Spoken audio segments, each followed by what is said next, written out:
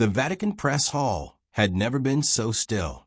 Beneath its vaulted ceilings, where sacred ceremony was meant to unfold in order and reverence, a sudden fracture of silence was torn open by a voice that carried not reverence, but challenge. An investigative journalist rose sharply from his chair, his presence jarring against the solemn weight of the room. His eyes gleamed with the thrill of confrontation, and his words struck like a blade against stone. "Your Holiness," he declared, his voice cutting through the murmurs, "the world deserves to know. Why does the Vatican still hide what it dares not reveal? Why do you keep a secret that could change history itself?" A shiver rippled across the gathering. The air grew dense. Even seasoned correspondents, trained to mask their surprise, shifted uncomfortably in their seats. The question was not one of inquiry. It was an accusation, laced with the certainty of one who believed he had cornered his prey. Eyes turned as one toward Pope Leo XIV.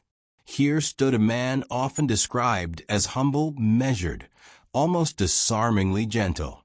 But now, under the blaze of the cameras and the weight of the world's expectations, he became the still point in a storm no one else could calm. His face betrayed neither anger nor fear. Instead, he lowered his gaze, folded his hands, and leaned ever so slightly forward. Reporters braced themselves for denial. Cardinals, seated in careful rows, expected the usual diplomatic deflection. But the Pope's lips parted with a quiet force that struck harder than thunder. "Yes," he said. His voice, low yet unwavering, carried through the chamber with the clarity of a tolling bell. "There is a secret." The words fell heavy. Not a gasp, not a cry, just silence. The kind of silence that suffocates, that presses against the chest and makes the heart race. For an instant, even the cameras seemed to pause, as though reluctant to capture what they had just heard. And then he spoke again, not to excuse, not to retreat, but to reveal. Words formed on his tongue that no journalist, no bishop, no nation was prepared to hear. What followed would leave the entire Vatican Press Hall stunned, their pens still, their voices stifled, their very breath held captive by the enormity of his admission. But before we descend into the heart of that revelation, pause for a moment. Reflect on where you sit, listening now. Comment below where in the world you are watching from. And remember, Holy Shadows is not entertainment. It is the unveiling of truth. Will you step forward and join, or will you remain among those who stand aside in silence? Pope Leo XIV had long been regarded as a paradox in flesh, a riddle God himself seemed to have written into the pages of modern history. He was the first American ever to sit upon the chair of Peter, a shepherd raised not in gilded palaces, but in the modest neighborhoods of the Midwest, where factory smoke clung to the air and parish bells struggled to rise above the hum of machinery and the weary shuffle of working men and women. His childhood had been marked not by privilege, but by perseverance, learning early how faith could be the bread of the poor, the warmth of families who had little else, the strength of those who were all but forgotten. His rise to the papacy had stunned the world, as though heaven had reached into the overlooked corners of America to draw forth a shepherd. He had no aristocratic bloodline to anchor his credibility, no dynastic connections to smooth his ascent, no legacy of political maneuvering. Instead, he carried with him the steady gravity of faith, the scars of a priest who had walked with the broken, and the reputation of a man who dared to speak where silence had long calcified into complicity.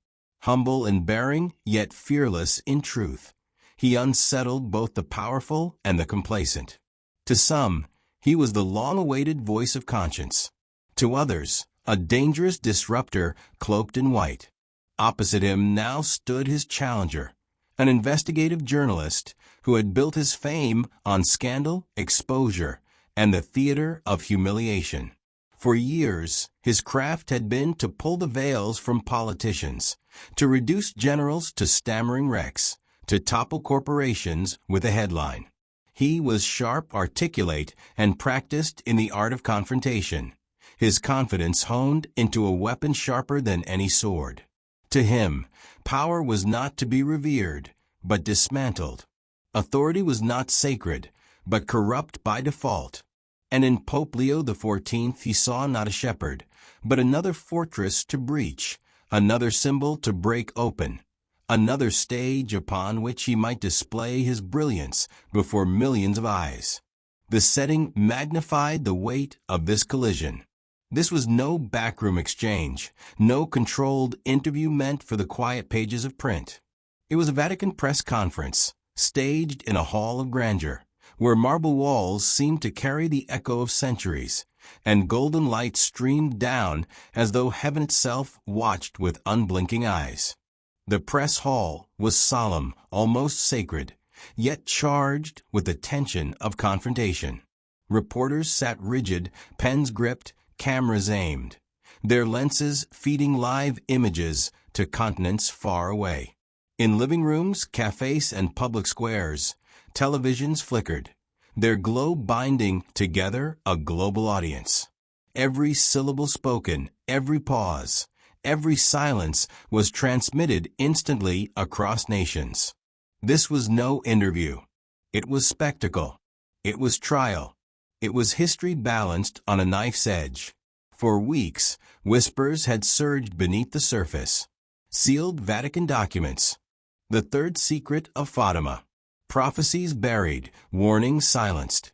There had been speculation of truths that could unravel governments, unsettle entire economies, shake even the spiritual foundation of nations. Faithful believers had leaned forward in anticipation. Skeptics had scoffed with cynicism, and the curious had laughed at the thought of mystery hidden beneath marble and gold. But today, the whispers were dragged into daylight. The journalist had chosen his angle carefully. Not reverence, not curiosity, but accusation. He sought to paint the Pope not as a guardian of truth, but as a hoarder, a manipulator, a man cloaking revelations in secrecy for the sake of power. The contrast could not have been sharper. On one side, the journalist, clever, articulate, but shallow, driven by the intoxication of spectacle and applause.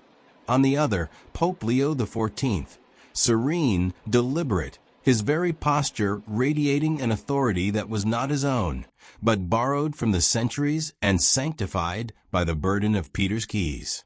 His humility, paradoxically, carried a strange and disarming weight, as though silence itself were obedient to him. He did not flinch.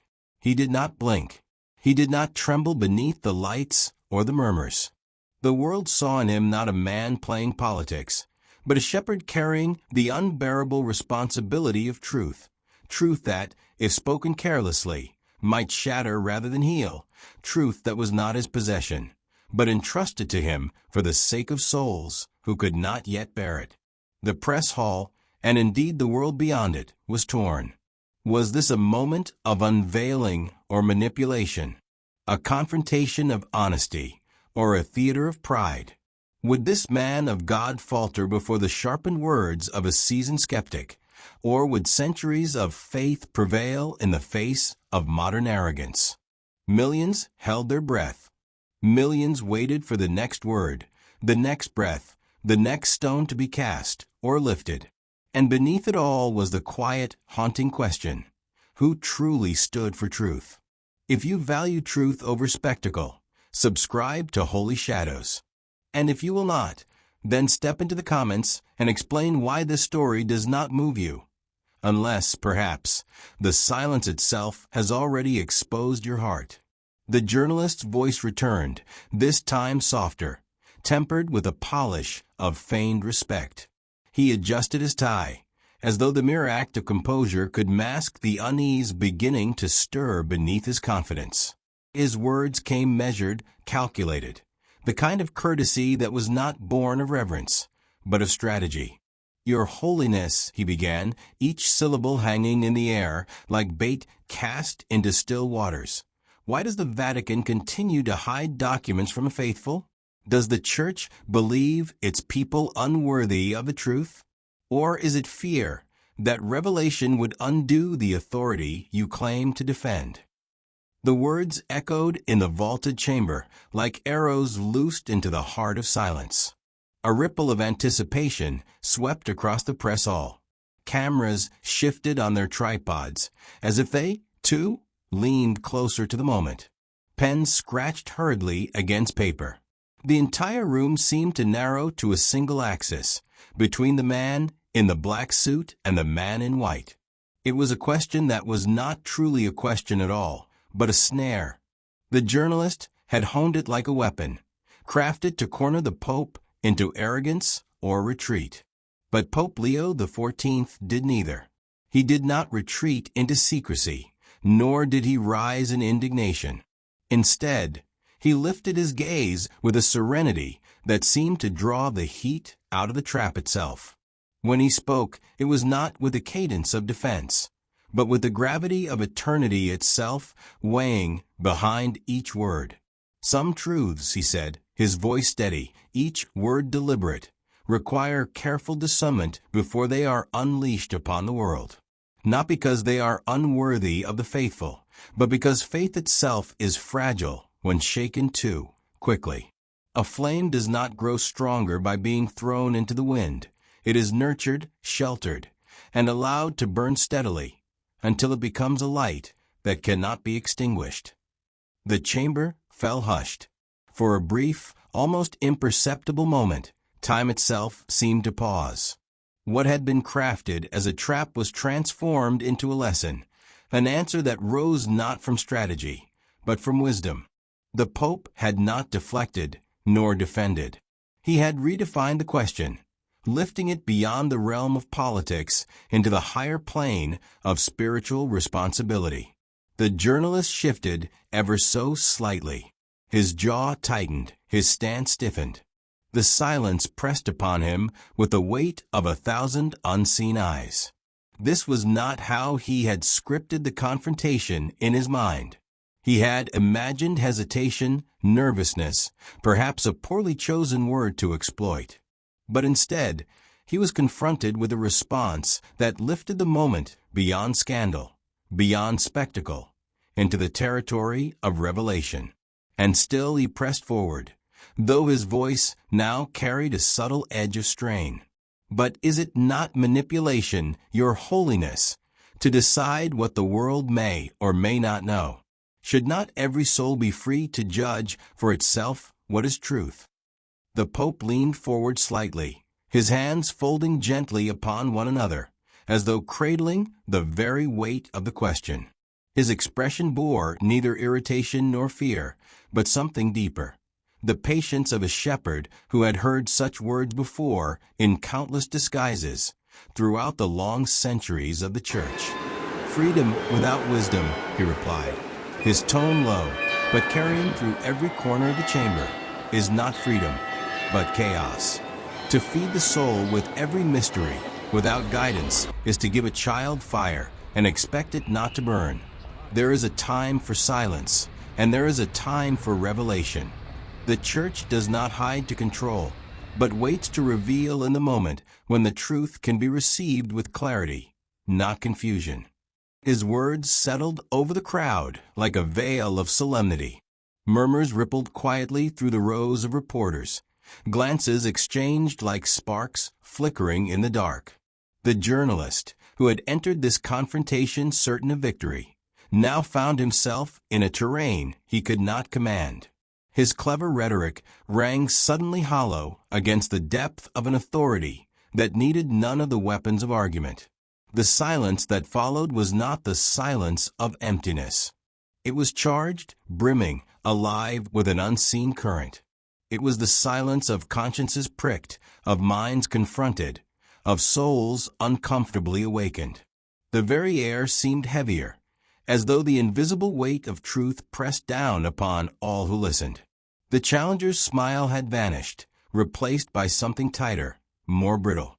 For the first time, he seemed not the hunter, but the hunted, not the exposer, but the exposed.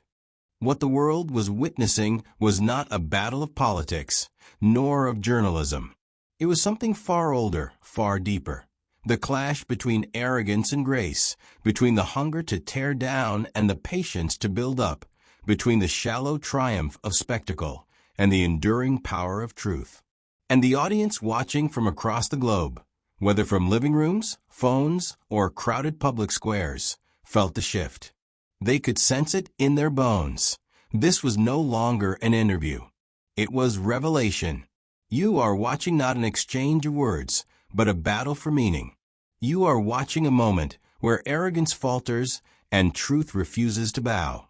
Subscribe now to Holy Shadows if you long to see the veil torn back and light unveiled before your very eyes. But if you will not, then write in the comments why you choose blindness, while others dare to walk in the light. The journalist's restraint began to crack. The polished mask of civility he had worn through the first exchanges now slipped, and the sharpness beneath his words cut like steel. His voice, louder now, pressed through the chamber with the force of a challenge meant to pierce. "Isn't it manipulation," he demanded, his tone rising, "to withhold truth from those who claim to follow you? What you call discernment, others call deception. Tell us plainly, Your Holiness, are you protecting the Church, or are you protecting yourselves?" The question rang harsh against the marble vaults, against the gold-leafed walls that seemed to hold their breath. Reporters froze, pens hovered mid-stroke, cameras locked upon the man in white. It was a kind of accusation that could have shaken even the most guarded leader, for it implied cowardice, betrayal, hypocrisy. It was a weapon sharpened for spectacle, meant to push the Pope into the corner of defense, to force him to answer as any politician would. But Pope Leo XIV was not a politician. He did not shrink back, nor did his face reveal agitation. Instead, his gaze deepened, as though he were looking not at the journalist, nor even at the room, but into the unseen weight of history itself. When he finally spoke, his voice carried not the tone of an argument, but the cadence of testimony. "I have seen the cost of reckless words," he began, his syllables deliberate, heavy with memory. "I have stood beside mothers who cradled their children, lifeless, cold, slain by violence they neither caused nor chose. I have held the trembling hands of fathers who could not bury their dead, for the earth itself was too saturated with blood. I have walked among the poor who have nothing left but hope, and I have seen how quickly hope is crushed when fear spreads faster than truth itself." The chamber hushed, not the silence of tension now, but of listening. His voice had shifted the atmosphere. He spoke not as a man defending authority, but as one bearing scars invisible to the cameras. "When truth is hurled without care," he continued, his eyes sweeping slowly across the press hall, "it does not free, it wounds. It does not heal, it divides. And when division grows, it is always the innocent who suffer first. The gospel unites where politics tears apart. Secrecy does not protect power. It protects the fragile flame of faith until it is strong enough to endure the storm of revelation. Love waits, and love does not rush what souls are not yet ready to carry." A ripple stirred among the reporters. Some shifted in their seats, uneasy at how the Pope's words dismantled the journalist's trap without a single defensive flourish. Others nodded quietly, pens moving again not to record a scandal, but to capture something that felt heavier, truer. Even those who longed for controversy could not easily dismiss him. His words did not belong to the realm of politics, but of lived witness. His voice softened then, growing almost reverent, as though he were weaving memories into Scripture itself. "In the refugee camps, I saw children laughing as they played with rubble, joy blossoming where there should have been only despair. In war zones, I watched women carry water across fields marked with mines, whispering prayers with every step, begging heaven only that their families might live another day. In hospitals, I held the hands of the dying, who did not beg for wealth, nor for revenge, but only for peace. These are the ones who show me what truth must serve, not curiosity, not ambition, not pride, but the broken, the forgotten, the lost. The weight of his words hung heavy. Cameras still recorded, but the moment was no longer entertainment. It had become something else, something sacred. The journalist, once confident, shifted uncomfortably in his stance. His pen tapped against his notes, his jaw tightened. He had come prepared with arguments, with clever retorts, but what he faced now was not argument. It was testimony. And testimony could not be dismantled by rhetoric. The press hall felt different now. Some reporters leaned forward, caught in the gravity of what they heard. Others leaned back, shaken by the discomfort of words that pierced deeper than they expected. The tension no longer belonged to the journalist's questions.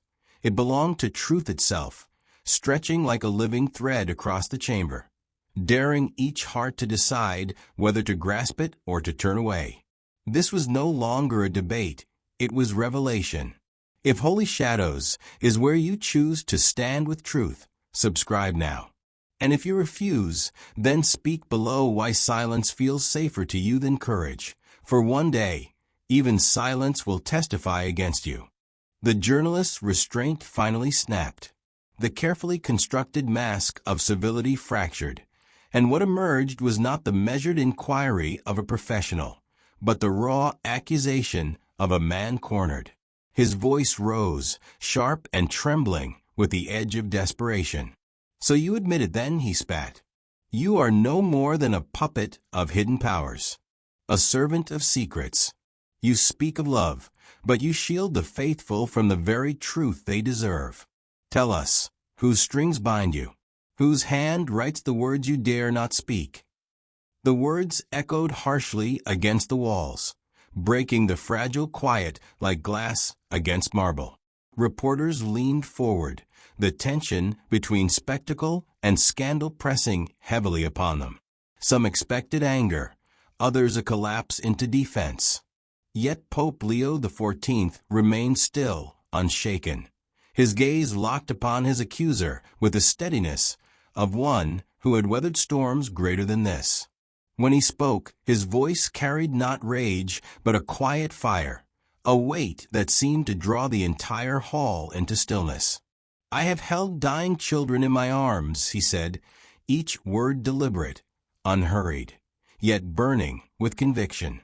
"I have buried the innocent who had no voice. I have walked through streets where blood still stained the stones, and prayed over bodies for whom no prayers were left.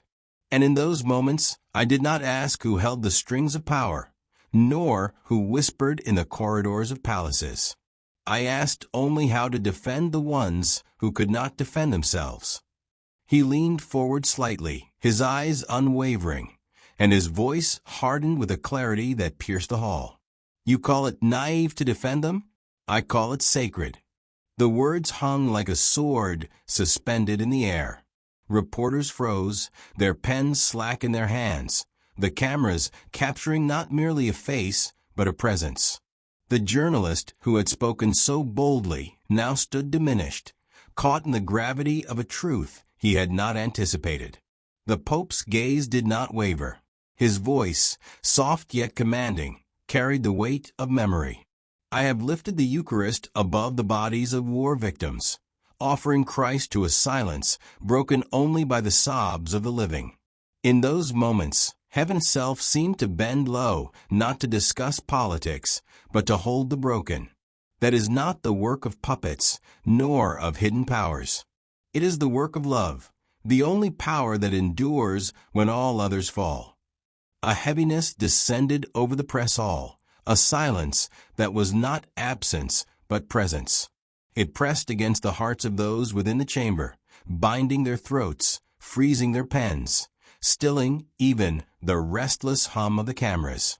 The air itself seemed charged with an unseen weight, as though the walls bore witness to something more than words, a truth too great for denial. What you have just heard is not politics, but prophecy. Subscribe now to Holy Shadows so that truth cannot be silenced. And if you will not, then confess below why voices of courage disturb you. The silence after his words lingered like incense in the air, dense and unshakable. The journalist, flushed and rattled, fumbled for composure. His lips parted as though to fire back, but no sound came at first, only the weight of his own faltering confidence. He gripped his notepad tighter, as if paper and ink could steady his unraveling. Pope Leo XIV did not rush him. He allowed the silence to stretch, to settle upon the room like judgment. And when he finally spoke again, his voice did not thunder. It cut with precision, sharper than any shout. "You confuse transparency with chaos," he said steadily. "You confuse engagement with endorsement." The word struck like a scalpel, clean and irrefutable. The journalist blinked, his practiced confidence slipping further. The cameras now catching a man less accuser than accused. The Pope's eyes narrowed, not in anger, but in piercing clarity. "You stand here, demanding truth be thrown like stones into the crowd, regardless of who they strike. But I ask you, why does defending children make you uncomfortable? Why does protecting the faithful anger you? Why do you despise the patience that safeguards souls from despair?" The journalist's mouth opened, but no answer came. His pen hovered, his voice betrayed him. What had begun as an assault had turned into exposure, not of church, but of his own blind spot. The room responded not with applause, but with a silence that carried more weight than noise ever could. Some shifted in their seats, not daring to break it. Others bowed their heads, struck by the realization that this was no mere debate. The atmosphere was not that of politics, but of revelation, something higher, heavier, something that demanded stillness. Even those watching from afar, across television screens, in living rooms, in cafes, in dimly lit bars, felt the shift.